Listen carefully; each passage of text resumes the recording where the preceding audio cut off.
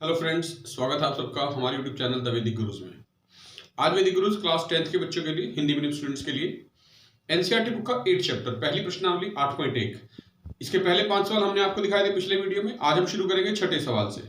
Video शुरू करने से पहले अगर आपने अभी तक हमारा चैनल द वैदिक गुरुज यूट्यूब से सब्सक्राइब नहीं किया है तो अभी सब्सक्राइब कर लें, बेल आइकन बटन जरूर दबाएं, वीडियो को पूरा देखें और लाइक जरूर करें। आइए शुरू करते हैं। देखिए छठा क्वेश्चन है प्रश्नावली 8.1 का। लिखा है यदि कोण ए और कोण बी, दो कोण हैं, ये न्यून कोण है। न्यून कोण मतलब 90 डिग्री से कम, और ये कह रहा है कि cos ए और cos बी बराबर हैं, तो दिखाइए कि कोण ए और कोण बी भी बराबर होने चाहिए। अगर cos ए और cos बी बराबर हैं, हमें दिए हुए हैं, तो सिद्ध करना है कि कोण ए और कोण बी बराबर हैं।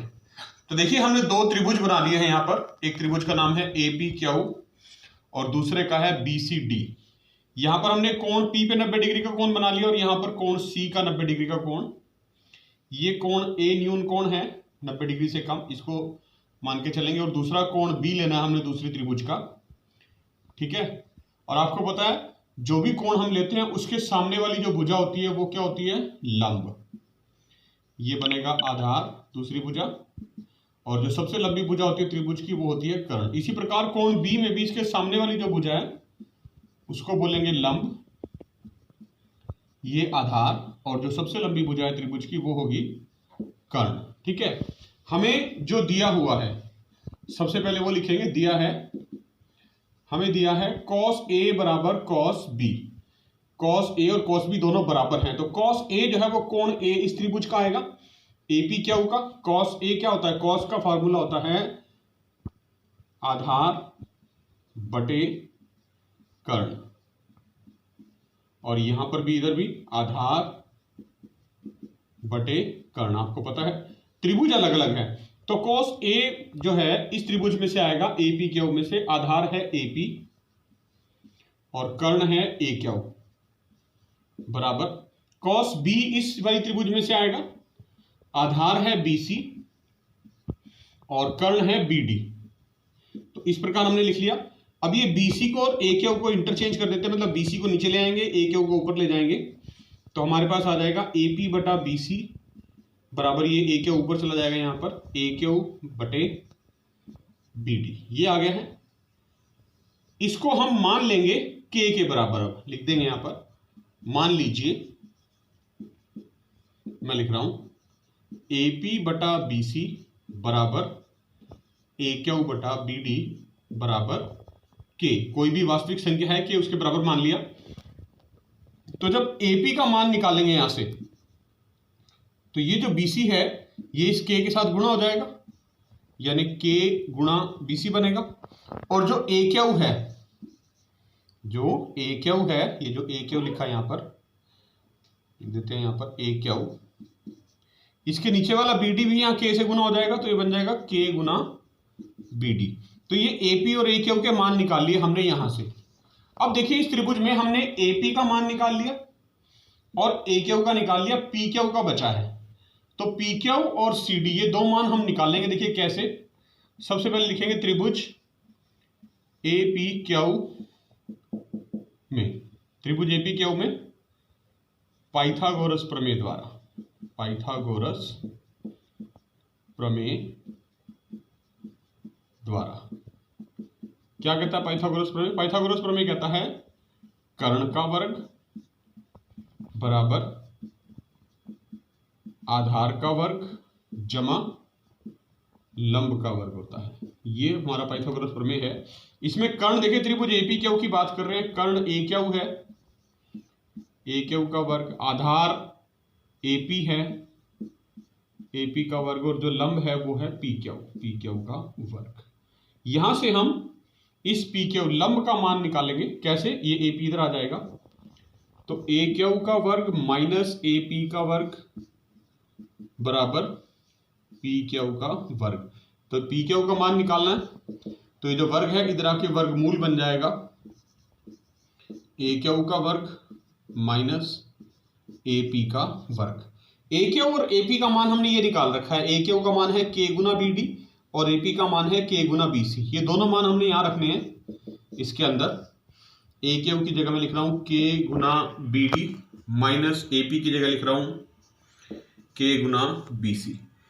तो देखिए इनके वर्ग भी करने हैं क्योंकि ए क्यू का वर्ग लिखा है यहां पर और यहां पर ए पी का वर्ग लिखा है। तो जब वर्ग करेंगे तो पी क्यू बनेगा वर्गमूल के की 2 बी डी का वर्ग माइनस के की 2 बी सी का वर्ग। तो यहां से देखिए के की 2 जो इन दोनों हमारे पास टर्म्स के अंदर है, ये के की 2 बाहर निकाल लेंगे तो वर्गमूल के चिन्ह से जब बाहर आएगा तो सिर्फ के रह जाएगा, यानी बचेगा के वर्गमूल बी डी का वर्ग माइनस बी सी का वर्ग। ठीक है, इसको हम मान लेते हैं समीकरण 1। अब देखिए जो दूसरी त्रिभुज है हमारे पास बी सी डी, आप यहां लिख देंगे त्रिभुज बी सी डी में फिर से पाइथागोरस प्रमेय लगा देते हैं। पाइथागोरस प्रमेय द्वारा, पाइथागोरस प्रमेय क्या कहता है भाई, कर्ण का स्क्वायर यानी कर्ण का वर्ग बराबर आधार का वर्ग जमा लंब का वर्ग। कर्ण हमारे पास है यहां पर त्रिभुज बीसीडी में बीडी यानी बीडी का वर्ग बराबर आधार है बीसी, बीसी का वर्ग और जो लंब है वो है सीडी, सीडी का स्क्वायर। ठीक है, तो लंब का मान निकाल लेंगे इसका सीडी का, तो क्या आएगा देखिए बीडी का वर्ग माइनस बीसी का वर्ग बराबर ये सीडी का वर्ग बच जाएगा यहां पर, और ये वर्ग इधर आके वर्गमूल, तो सीडी का मान आ गया वर्गमूल बी डी का वर्ग माइनस बी सी का वर्ग। ठीक है, ये हमारे पास मान लेते हैं समीकरण 2। तो आप लिख देंगे यहां पर समीकरण 1 और 2 से, समीकरण 1 और 2 से दोनों त्रिभुजों के जो लंब हैं यानी पी क्यू बटा सी डी, दोनों के मान लिख लेते हैं। पी क्यू का मान है के गुना वर्गमूल बी डी का वर्ग माइनस बी सी का वर्ग आया था, समीकरण 1 में यहां आया था, और सी डी का जो मान है वो है वर्गमूल बी डी का वर्ग माइनस बी सी का वर्ग। देखिए दोनों संख्याएं वर्गमूल के अंदर जो है समान है तो कट जाएंगी आपस में, सिर्फ के बचेगा, यानी पी क्यू बटा सी डी जो है ये भी क्या बच गया के। तो देखिए जो त्रिभुज थी हमारे पास तीनों, ये जो मान आए थे कि जो रेशियो थी ए पी बटा बी सी बराबर ए क्यू बटा बी डी, ये किसके बराबर था के हमने मान लिया था, और पी क्यू बटा सी डी भी अब किसके बराबर आया है के, मतलब ये तीनों बराबर हो गए क्योंकि 2 तो पहले के बराबर है, तीसरा भी के बराबर आ गया। तो आप इन तीनों को बराबर लिख सकते हैं, ए पी बटा बी सी बराबर ए क्यू बटा बी डी बराबर पी क्यू बटा सी डी बराबर के। तो इसका मतलब क्या हुआ कि इनकी जो संगत भुजाएं हैं उनके अनुपात वो समानुपाती हैं, अनुपात बराबर है। अतः एस एस एस नियम द्वारा, एस एस नियम मतलब साइड साइड साइड यानी भुजा भुजा भुजा नियम द्वारा, क्योंकि तीनों भुजाएं संगत हैं, आप लिख देंगे त्रिभुज ए पी क्यू जो है वो सर्वांग सम है त्रिभुज बी सी डी के, सर्वांग समता का चिन्ह। और जब त्रिभुजें सर्वांग सम होती हैं तो उनके संगत कोण भी बराबर होते हैं, अतः कोण ए बराबर कोण बी। तो कोण ए के संगत कोण कोण बी था और वो दोनों कोण जो है अब बराबर आ गए, यही हमें सिद्ध करने के लिए कहा गया था। देखिए 7वां प्रश्न कर रहे हैं, लिखा है यदि कॉट थीटा बराबर 7/8 है तो हमें इन दो के मान ज्ञात करने, एक तो है 1 जमा sine theta 1 minus sine theta, 1 जमा cos theta 1 minus cos theta, और दूसरे भाग में है कॉट स्क्वायर थीटा का मान ज्ञात करना है। कॉट थीटा हमें दे रखा है, तो देखिए जो पहला भाग है जिसका मान हमें ज्ञात करना है वो देखते हैं पहले क्या है। वो लिखा है यहाँ 1 प्लस साइन थीटा और 1 माइनस साइन थीटा बटे में 1 जमा कॉस थीटा और 1 माइनस कॉस थीटा। तो अगर ध्यान से देखें तो हमारा अंश है इसमें, उसमें हम 1 जमा साइन थीटा और 1 माइनस साइन थीटा में ये सूत्र लगा सकते हैं, a जमा बी a माइनस बी बराबर a की 2 माइनस b की 2, ये आपने पढ़ा हुआ है। ये सूत्र अगर लगाएं यहां पर तो क्या बनेगा 1 का वर्ग माइनस साइन थीटा का वर्ग यानी साइन स्क्वायर थीटा। इसी प्रकार हर में भी 1 जमा cos theta 1 minus cos theta है, यहां भी यही वाला सूत्र लग जाएगा सेम टू सेम, तो ये बन जाएगा 1 की 2 माइनस कॉस स्क्वायर थीटा। ठीक है, यानी ये बन गया आपके पास 1 माइनस साइन स्क्वायर थीटा बटे 1 माइनस कॉस स्क्वायर थीटा। ठीक है, ये आ गया। अब क्योंकि ये जो प्रश्न है ये 8.1 प्रश्नावली का है, ये हमें पता है, तो इसके लिए हम वो फॉर्मूला लगाएंगे, लगा सकते हैं कि कॉट थीटा जो है 7/8 अगर दे रखा है, ये कॉट थीटा बराबर 7/8 कि इसको हम फिर से लिखें आधार बटे कर्ण और फिर इसको हल करें। पर उसकी बजाय जब पेपर में ये सवाल आएगा तो वहां कहीं नहीं लिखा होगा कि ये 8.1 प्रश्नावली का सवाल है, आपको सिर्फ इस सवाल का मान बताना है। तो कोई भी सूत्र प्रयोग कर सकते हैं। तो एक सूत्र लिख रहे हैं यहां पर, देखिए आपके लिए, कि कॉस स्क्वायर थीटा जमा साइन स्क्वायर थीटा बराबर 1 होता है। ये सूत्र आपको 8.3 प्रश्नावली में पढ़ना है, हमने पहले बता दिया, क्योंकि इसका प्रयोग हम यहां कर सकते हैं। देखिए कैसे करेंगे, ये कॉस स्क्वायर थीटा पहले उधर ले जाएं अगर, तो माइनस हो जाएगा यहां से, है ना, ये उधर चला जाएगा, तो साइन स्क्वायर थीटा का मान निकल जाएगा यहां पर हमारे पास 1 माइनस कॉस स्क्वायर थीटा। ये देखिए हर में ये लिखा ना 1 माइनस कॉस स्क्वायर थीटा, ये साइन स्क्वायर थीटा के बराबर आ गया। और दूसरे केस में अगर यही मैं फिर से लिखूं कॉस स्क्वायर थीटा जमा साइन स्क्वायर थीटा बराबर 1, अभी साइन स्क्वायर थीटा को उधर ले जाऊं तो कॉस स्क्वायर थीटा का मान निकल जाएगा 1 माइनस, ये प्लस साइन स्क्वायर थीटा उधर जाके माइनस का साइन स्क्वायर थीटा बन जाएगा, यानी 1 माइनस साइन स्क्वायर थीटा, ये अंश आ गया हमारा, ये कॉस स्क्वायर के बराबर आ गया। तो देखिए 1 माइनस साइन स्क्वायर थीटा जो है ये हमारा कॉस स्क्वायर थीटा के बराबर आ गया, और बटे में 1 माइनस कॉस स्क्वायर थीटा जो है वो साइन स्क्वायर थीटा के बराबर आ गया। ठीक है, इसी प्रकार एक और सूत्र है कि जो कॉट थीटा होता है वो कॉस थीटा बटे साइन थीटा के बराबर होता है। कॉट थीटा कॉस बटे साइन के बराबर होता है। तो ये कॉस स्क्वायर थीटा बटे साइन स्क्वायर थीटा जो है दोनों का वर्ग है, मतलब मैं इन दोनों का वर्ग इकट्ठा करके लिख सकता हूं ऐसे, सारे पे वर्ग लगा दिया, तो कॉस बटे साइन क्या होता है, कॉट, तो ये बन जाएगा कॉट स्क्वायर थीटा, ये कॉट था ना, इसकी जगह कॉट लिख दिया, और वर्ग लगा हुआ है तो स्क्वायर लगा दिया हमने थीटा। ठीक है, तो कॉट थीटा अंदर लिख लेते हैं, अभी इसी प्रकार लिखते हैं बिल्कुल जैसे ऊपर लिखा, और ब्रैकेट के बाहर वर्ग। कॉट थीटा का मान हमें प्रश्न में दे रखा है 7/8 है, मैं यहाँ कॉट थीटा की जगह 7/8 लिख देता हूँ और इसका वर्ग कर देता हूँ, तो क्या आएगा, देखिए 7 का वर्ग 49 और 8 का वर्ग 64, तो इसका मान आ गया 49/64। बिल्कुल इसी प्रकार दूसरे भाग में हमसे पूछा गया था कॉट स्क्वायर थीटा का मान। कॉट स्क्वायर थीटा यानी कॉट थीटा का वर्ग, इसका मतलब यही होता है कि कॉट थीटा का वर्ग करना, और कॉट थीटा का मान हमारे पास हमें प्रश्न में दे रखा है 7/8, और इसका वर्ग कर देंगे तो ये फिर से वही आ जाएगा 49/64, क्योंकि 7 का वर्ग 49 होता है और 8 का 8×8 = 64। तो पहले भाग और दूसरे भाग दोनों का बिल्कुल समान उत्तर आएगा 49/64। देखिए 8वां प्रश्न कर रहे हैं, प्रश्नावली 8.1 का लिखा है, यदि 3 cot a बराबर 4 है तो जांच कीजिए कि 1 माइनस tan की 2/a जमा 1 जमा tan की 2 यानी tan स्क्वायर a बराबर cos square a minus sine square है या नहीं, ये चेक करना है हमें। तो सबसे पहले जो दिया हुआ है वो लेके चलेंगे हम। देखिए cot a जो दे रखा है, cot a, इसको हम लिख सकते हैं 4 और ये 3 इसके बटे में आ जाएगा, तो 4/3 बन जाएगा। त्रिभुज ABC बना लेते हैं, क्योंकि जो हमारे पास जितने भी त्रिकोणमितीय अनुपात हैं ये सभी समकोण त्रिभुज द्वारा जुड़े होते हैं। कोण B हमने 90 डिग्री का बना लिया यहाँ पर समकोण। कोण A को हमने लेके चलना है। आपको पता है जो भी कोण हम लेके चलते हैं उसके सामने वाली जो भुजा होती है उसको हम कहते हैं लंब, ये बनेगा आधार, और जो सबसे लंबी भुजा है त्रिभुज की उसको बोलते हैं कर्ण। ठीक है, हमें पता है cot A जो बराबर 4/3 है अनुपात, ये होता है आधार बटे लंब। क्या होता है, आधार बटे लंब होता है। तो हम यहां लिख लेंगे, मान लीजिए, क्योंकि अनुपात है तो हमें मानना पड़ेगा k की फॉर्म में इसको।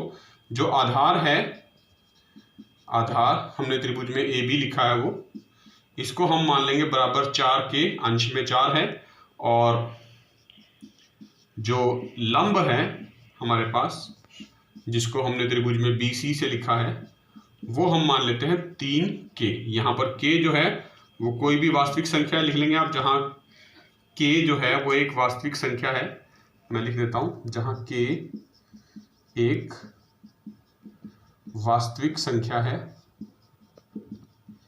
जहाँ k एक वास्तविक संख्या है। तो देखिए आधार जो है हमारे पास AB, इसका मान हो गया है 4k, और जो लंब है BC इसका मान हो गया 3k। अब हमें आधार और लंब तो पता है, कर्ण हमें ज्ञात करना है सबसे लंबी भुजा, तो इसके लिए हम लिखेंगे त्रिभुज ABC में क्या लगाएंगे, पाइथागोरस प्रमेय। क्योंकि पाइथागोरस प्रमेय की सहायता से अगर हमें आधार और लंब पता है तो हम कर्ण ज्ञात कर सकते हैं। तो आप लिख देंगे त्रिभुज एबीसी में पाइथागोरस प्रमेय द्वारा। क्या कहता है पाइथागोरस प्रमेय? पाइथागोरस प्रमेय हमें बताता है कि कर्ण का वर्ग जो है वो बराबर होता है आधार का वर्ग जमा लंब का वर्ग के। तो आधार हमारे कर्ण हमारे पास है यहाँ पर AC का वर्ग बराबर लंब जो है वो है BC, आधार जो है वो हमारे पास है AB, यानी AB का वर्ग आपने लिखना है यहाँ पर। तो आधार ये AB हमने लिखा था, मैं AB लिख देता हूँ, AB का वर्ग, और जो लंब है वो है BC यानी BC का वर्ग। इनके मान लिख देते हैं। AB जो है वो है 4K का वर्ग जमा, और BC जो है वो है 3K, इसका भी वर्ग कर देंगे। तो 4 का वर्ग होता है 16, 4 चौके 16, 16K की 2 जमा 3 का वर्ग 3 तिया 9, 9K की 2, 16 और 9 25K की 2 बन जाएगा। ये हमारे पास AC का वर्ग है, ये वर्ग इधर जाके वर्गमूल बनेगा। तो AC बराबर वर्गमूल यानी स्क्वायर रूट 25K स्क्वायर, और 25 का वर्गमूल क्या होता है 5, और K स्क्वायर का K। तो AC का जो मान है कर्ण वो 5K आगे देखिए, वो हम यहाँ लिख देंगे 5K। ठीक है, अब हमें जो मान बताना है, प्रश्न में कहा गया है वो ये लिखा है, ये जांच करना है कि ये बराबर है या नहीं। तो इसके अंदर देखिए, एक तो हमें tan A का मान चाहिए, tan A होता है लंब बटे आधार, लंब बटे आधार। लंब हमारे पास है BC और आधार है AB। तो देखिए BC का मान हमने 3K और AB का 4K था, तो K से K कट जाएगा यानी 3/4। तो देखिए जो tan A है वो तो हमारे पास आ गया 3/4। ठीक है, अब हमें cos A और sin A भी ज्ञात करने, तो निकाल लेते हैं। देखिए cos A और sin A भी पहले। cos A क्या होता है? cos A होता है आधार बटे कर्ण, आधार बटे कर्ण। आधार हमारे पास है AB और कर्ण है AC। इनके मान लिख लीजिए, AB 4K है और AC 5K, तो ये भी K से K कट गया, 4/5 आ गया, यानी cos A का मान हमें पता चल गया 4/5। और इसी प्रकार अब sin A चाहिए, तो sin A भी निकाल लेते हैं। sin A होता है लंब बटे कर्ण, लंब बटे कर्ण। लंब हमारे पास है BC और कर्ण रहेगा AC पहले की तरह। BC है 3K, AC है 5K, K से K कट गए, 3/5। तो sin A का जो मान है वो आ गया है 3/5। अब हमें जो चेक करना है वो लिख लेते हैं, वो है 1 माइनस tan स्क्वायर A बटे 1 जमा tan स्क्वायर A बराबर cos square A minus sin square A। हमें चेक करना है ये बराबर है या नहीं। तो देखिए इन दोनों का अलग अलग मान निकालेंगे, इन सब की वैल्यूज हमें पता चल गई है। तो सबसे पहले लेफ्ट हैंड साइड ये इसको लेके चलेंगे। 1 माइनस tan A का मान हमने निकाला 3/4, यानी 1 माइनस 3/4 का वर्ग बटे 1 जमा 3/4 का वर्ग। इसको हल कर देंगे। देखिए 1 माइनस 3 का वर्ग 9 और 4 का वर्ग 16, यानी 9/16, और यहाँ नीचे भी 1 जमा 9/16। इसके बटे में 1 लगाएंगे, इन दोनों का लघुत्तम कितना आएगा 16। तो ऊपर तो बचेगा 16 माइनस 9, नीचे भी ऐसे लघुत्तम इन दोनों का 16, तो 16 जमा 9। तो ये आ गया 16 में से 9 गए 7/16 और बटे में 25/16। तो 16 से 16 कट गया, कितना बचा 7/25। तो जो लेफ्ट हैंड साइड है उसका मान 7/25 आ गया। अब राइट हैंड साइड जो थी हमारे पास RHS वो लिख लेंगे। दायां पक्ष cos square A minus sin square A लिखा है जी। cos A का मान हमने निकाला 4/5, इसका वर्ग माइनस sin A निकाला 3/5, इसका भी वर्ग कर देंगे। तो 4 का वर्ग कितना होता है 16, 5 का 25, तो 16/25 माइनस और ये 9/25, लघुत्तम 25 आ गया, तो दोनों माइनस हो जाएंगे। 16 में से 9 गए 7/25। तो ये देखिए लेफ्ट हैंड साइड और राइट हैंड साइड जो है दोनों 7/25 के बराबर आ गई। इसका मतलब लिख देंगे हाँ दोनों पक्ष बराबर हैं, दोनों पक्ष बराबर है। यही हमें जांच करनी थी कि है या नहीं, तो हाँ बराबर है। 9वां क्वेश्चन कर रहे हैं, प्रश्नावली 8.1 का लिखा है त्रिभुज ABC में जिसका कोण B समकोण है, tan A का मान दे रखा है 1/3। ये त्रिभुज है ABC, इसमें हमें दे रखा है जो कोण B है ये 90 डिग्री का है, अब हमें कोण ए एक बार लेके चलना है, साइन ए कॉस सी और कॉस ए साइन सी के मान निकालने, और एक बार कोण सी लेके चलना है। तो पहले कोण ए लेके चलते हैं त्रिभुज एबीसी में ही। तो आपको पता है त्रिभुज के जो कोण हम लेते हैं उसके जो सामने वाली भुजा बनती है वो होती है लंब, दूसरी भुजा होती है आधार, और जो सबसे लंबी भुजा है त्रिभुज की उसको हम बोलते हैं कर्ण। वो हमेशा सेम रहते हैं, कभी नहीं बदलती। लंब और आधार की जगह बदल सकती है, ये इस बात के ऊपर निर्भर करता है कि हमने कोण कौन सा लिया है। कोण ए लिया है तो ये बीसी अभी लंब है हमारे पास।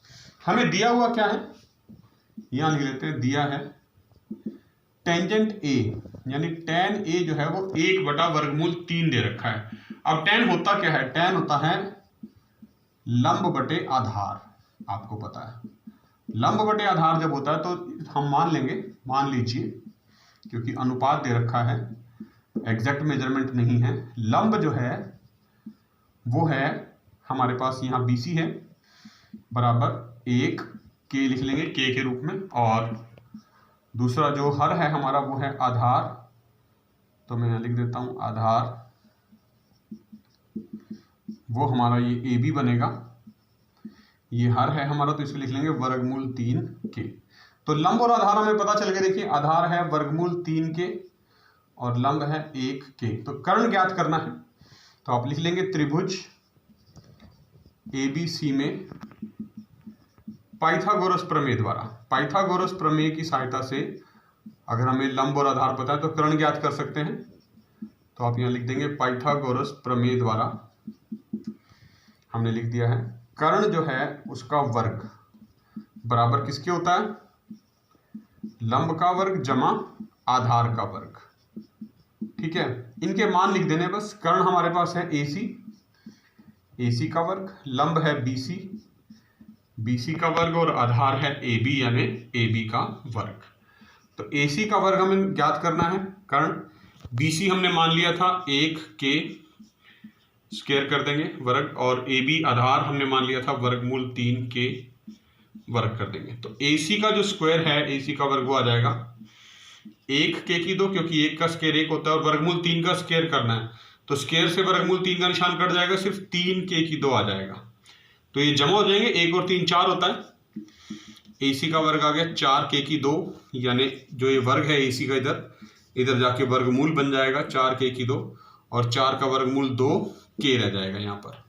तो जो कर्ण है हमारे पास उसका मान आ गया है 2 के।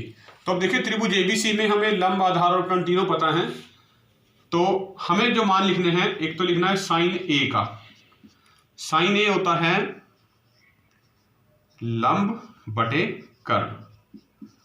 अब लंब कितना है देखिए BC, यानी कि BC, और कर्ण है AC। ठीक है, तो BC का तो मान है 1 के और कर्ण का मान है 2 के। तो K से K अगर काट दे तो क्या बचेगा, 1/2, मतलब साइन A जो है वो 1/2 बच गया। इसी प्रकार हमें cos A भी ज्ञात करना है, तो cos A भी निकाल लेते हैं।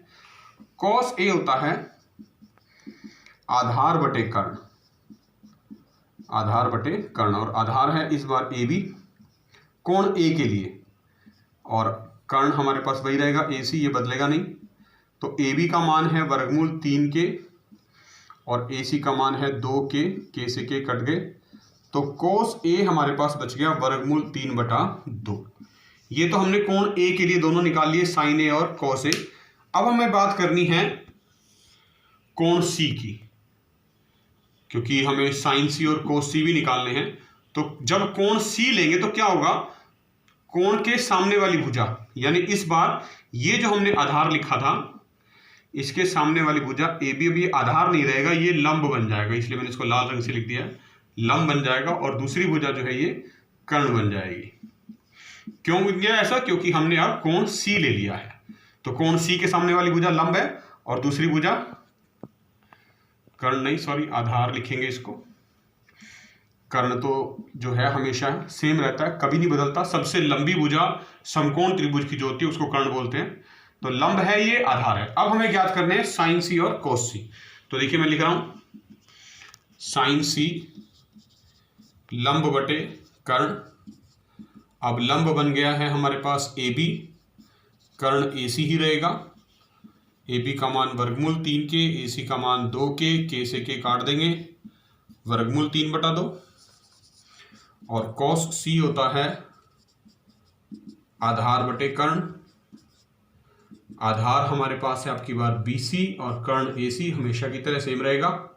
तो आधार का मान है 1 के और कर्ण का है 2 के से के काट देंगे तो 1/2 आ जाएगा। यानी साइन सी और कोस सी के मान भी अब हमें पता चल गए हैं। अब देखते हैं जो हमें दोनों भाग अलग अलग कैलकुलेट करने के लिए कहे गए थे।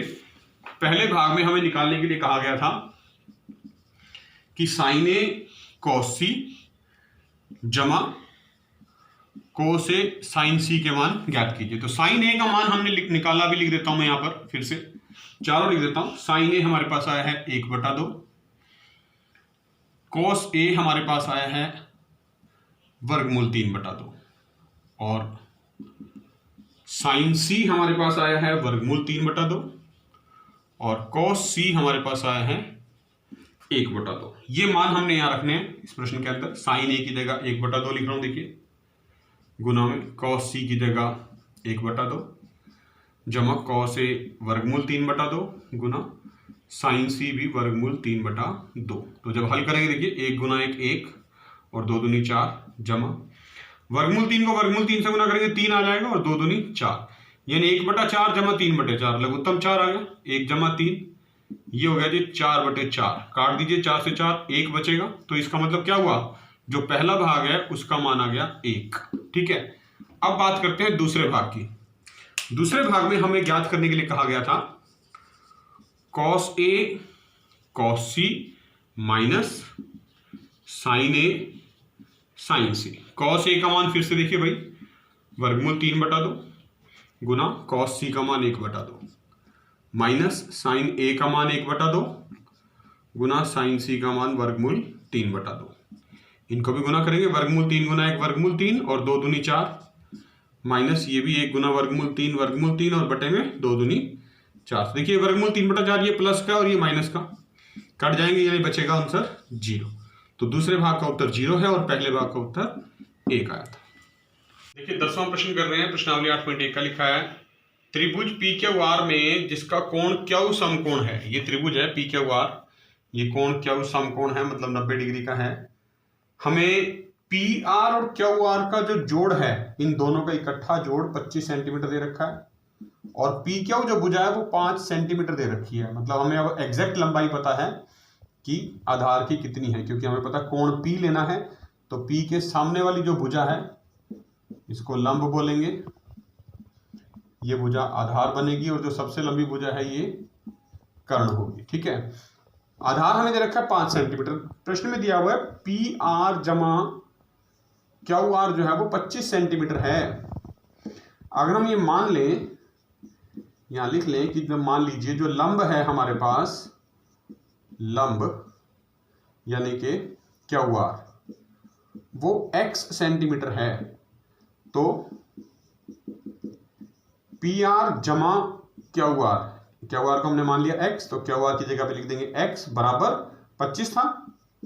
तो पी आर का मान निकल जाएगा, ये x उधर जाके माइनस हो जाएगा, 25 माइनस x, यानी जो कर्ण है वो तो हो गया है 25 माइनस x सेंटीमीटर और जो लंब है वो है x सेंटीमीटर, ये हमने मान लिया।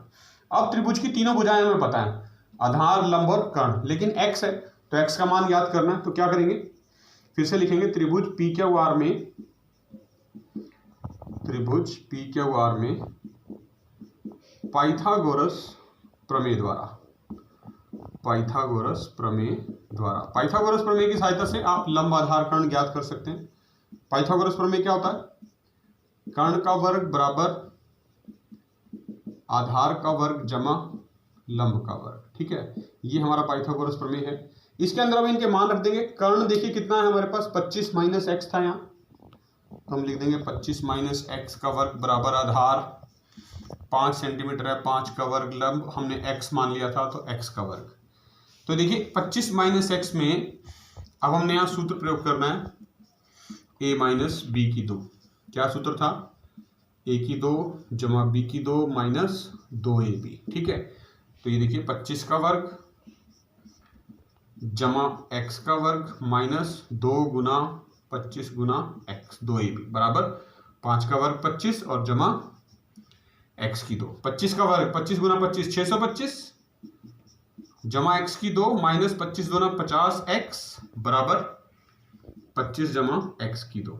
अब ध्यान से देखिए, ये भी x की 2 है, ये भी x की 2 है, इज इक्वल टू के दोनों तरफ है, समान चिन्ह है तो कट जाएंगे, x की 2 से x की 2 कट जाएगा, तो माइनस 50x को उधर ले जाते हैं, ये 625 प्लस का 25 इधर आके माइनस का 25 और जो माइनस का 50x है ये इधर आ जाएगा तो प्लस का 50x बन जाएगा। तो 625 में से 25 घटा दीजिए, 600 बचेंगे, 50x और x का मान आएगा 600/50, काट देते हैं, देखिए 0 से 0 कट गई और 12 पंजे 60 होता है, तो 12 सेंटीमीटर जो है वो x का मान आ गया हमारे पास, यानी जो लंब है ये 12 सेंटीमीटर आ गया। तो कर्ण कितना बचेगा, 25 माइनस x था, यानी 25 माइनस 12 बराबर 13 सेंटीमीटर हमारे पास कर्ण बच गया है। हमें जो ज्ञात करने के लिए कहा गया वो कहा गया कि एक तो साइन p का मान ज्ञात करो, साइन p होता है लंब बटे कर्ण, और लंब है हमारे पास QR और कर्ण है PR। QR का मान था 12 यानी कि x और कर्ण आया था 13, तो 12/13 साइन p आ गया। फिर cos p कहा गया है, cos p होता है आधार बटे कर्ण, इस बार आधार हमारा है PQ और कर्ण वही पहले की तरह PR, तो PQ का मान 5/13, कर्ण क्योंकि 13 है। और तीसरा जो मान निकालना था वो था टेंजेंट p का, टेन p जो होता है वो होता है लंब बटे आधार, लंब बटे आधार, और जो लंब है हमारे पास वो है QR और आधार है PQ, तो इनके मान रख देंगे यानी 12/5, तो ये साइन p, ये cos p और ये टेन p। ये प्रश्नावली 8.1 का आखिरी प्रश्न है, 11वां प्रश्न। हमें बताना है निम्नलिखित में से जो कथन दिए हुए हमें वो सत्य हैं या असत्य हैं। देखिए सबसे पहला कथन है tan a का मान सदैव 1 से कम होता है, तो आपको पता है जो tan a होता है उसका मान 1 से कम नहीं होता, वो असत्य है। क्यों असत्य है, क्योंकि हमें पता है tan a के जो मान हैं वो कुछ भी हो सकते हैं, वर्गमूल 3 भी हमें पता है टेंजेंट का एक मान होता है और जो 1.73 होता है। वैसे भी जो tan a है वो होता है लंब बटे आधार, तो यदि लंब बड़ा है और आधार छोटा है तो लंब हमेशा जो है, क्योंकि आप लिख सकते हैं यदि लंब जो है वो बड़ा है आधार से लंब बड़ा है तो tan a जो है वो 1 से अधिक होगा। तो ये तो पहला जो कथन है हमारा ये असत्य हो गया। दूसरा, कोण a के किसी मान के लिए सीकेंट a बराबर 12/5 हो सकता है, ये कथन सत्य है, क्योंकि सीकेंट जो है वो 12/5 हो सकता है, मतलब 1 से बड़ा है ये भी। तीसरा है cos a, कोण a के कोसिकेंट के लिए संक्षिप्त रूप है, गलत जवाब है ये, असत्य है, असत्य। क्यों सत्य, क्योंकि cos जो है, cos a का मतलब जो है वो कोसाइन a होता है, कोसाइन a का, कोण a का कोसाइन है, वो कोसिकेंट नहीं है, ठीक है, तो ये असत्य हो गया। चौथा आ गया जो cot a वगैरह, cot और a का गुणनफल होता है, ये भी असत्य है। गुणनफल कोई भी जो त्रिकोणमितीय अनुपात है कोण के साथ कभी भी गुणनफल नहीं होता, वो है, आप लिखेंगे कोटेंजेंट, कोटेंजेंट ऑफ ए, यानी कोण ए का कोटेंजेंट, कोटेंजेंट हिंदी में इस प्रकार लिखते हैं, या कोण ए का कोटेंजेंट। आपको याद रखना ये गुणनफल नहीं होता, कोण ए का कोट होता है। पांचवा भाग, किसी भी कोण थीटा के लिए साइन थीटा बराबर 4/3 है, ये भी कथन असत्य हो जाएगा। क्यों सत्य हो जाएगा, क्योंकि जो साइन थीटा होता है वो हमें पता है वो होता है लंब बटे कर्ण, और कर्ण किसी भी त्रिभुज की सबसे लंबी भुजा होती है। कर्ण सबसे लंबी भुजा है तो कर्ण यहाँ पर 3 हो ही नहीं सकता, क्योंकि फिर तो लंब बड़ा होगा कर्ण छोटा होगा, तो कि गलत है। तो इसका मतलब क्या हुआ, जो पांचवा कथन है वो भी असत्य है। तो देखो बच्चों, आपने ये थे कक्षा 10वीं के लिए हिंदी मीडियम बच्चों के लिए एनसीईआरटी बुक का 8वां चैप्टर त्रिकोणमिति की पहली प्रश्नावली 8.1 के 6 से लेकर 11 तक सवाल। आपने वीडियो को पूरा देखना है, सभी प्रश्नों को अच्छी प्रकार से समझना है और लिखकर प्रैक्टिस जरूर करनी है, क्योंकि मैथ जो है वो लिखने से बहुत अच्छे तरीके से समझ में आता है। हमारा चैनल द वैदिक गुरुज अगर आपने अभी तक यूट्यूब से सब्सक्राइब नहीं किया है तो अभी सब्सक्राइब कर लें और बेल आइकन बटन जरूर दबाएं। वीडियो को पूरा देखें, लाइक जरूर करें। कक्षा 10वीं के ज्यादातर बच्चों के साथ इस वीडियो को शेयर भी करें ताकि सभी बच्चे इसका लाभ उठा सकें।